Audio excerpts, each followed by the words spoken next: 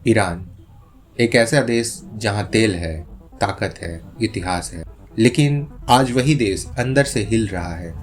Iran की हालत तेजी से बिगड़ रहे हैं।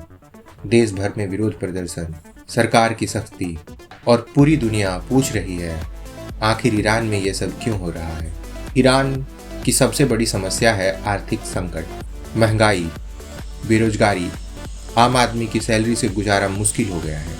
आज हालात ये हैं कि खाने पीने की चीज़ें, दवाइयाँ, पेट्रोल अब सब आम जनता की पहुंच से बाहर होती जा रही है।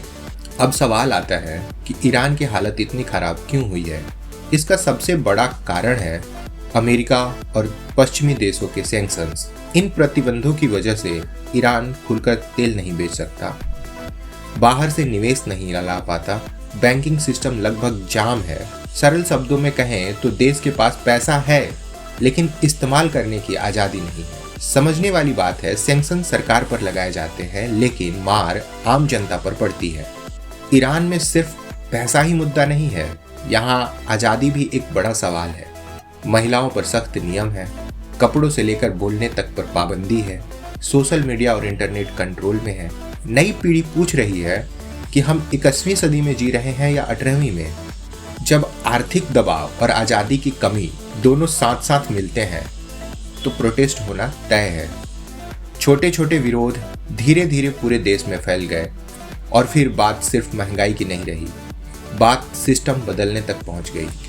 ईरान की सरकार जानती है कि अगर नियंत्रण ढीला कर दिया गया तो पूरा सिस्टम हिल सकता है, इसलिए वहाँ इंटरनेट बंद है।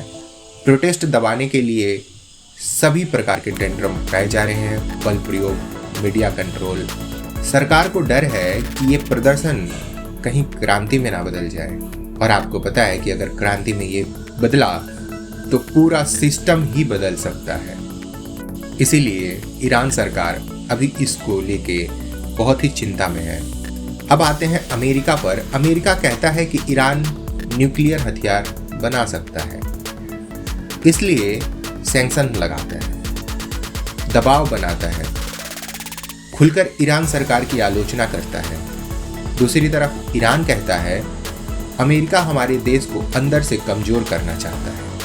अब 3 रास्ते हैं। सरकार को और सख्त होना चाहिए ताकि वो प्रोटेस्ट रोक पाए, लोगों को कंट्रोल कर पाए, वहाँ की सारी जो व्यवस्था है उसको संभाल पाए, या प्रोटेस्ट और तेज होना चाहिए ताकि वो पूरा सत्ता ही बदल दे, वो सारा सिस्टम ही समाप्त कर दे, वो सरकार को ही हटा दे और एक नई सरकार आए जो सब कुछ को बैलेंस करके चले, कोई बड़ा राजनीतिक बदलाव आए। बट अभी फिलहाल कुछ भी यह तय नहीं है, लेकिन इतना साफ है कि ईरान में जो हो रहा है वो सिर्फ ईरान तक सीमित नहीं रहेगा, उसका असर हर उस देश के पास जाएगा जिसका वहाँ से लगाव है। ईरान में ये सब इसलिए हो रहा है क्योंकि आर्थिक दबाव, आज़ादी की कमी, अंतर्राष्ट्रीय राजनीति तीनों एक साथ टकरा रहे हैं। ये टकराव बदलाव लाता है या तबाही, ये आपको देखना बाकी है। अगर आपको ये वीडियो पसंद आए तो लाइक करें, सब्सक्राइब करें, कमेंट करके हमें बताएं कि ईरान में क्या हो सकता है।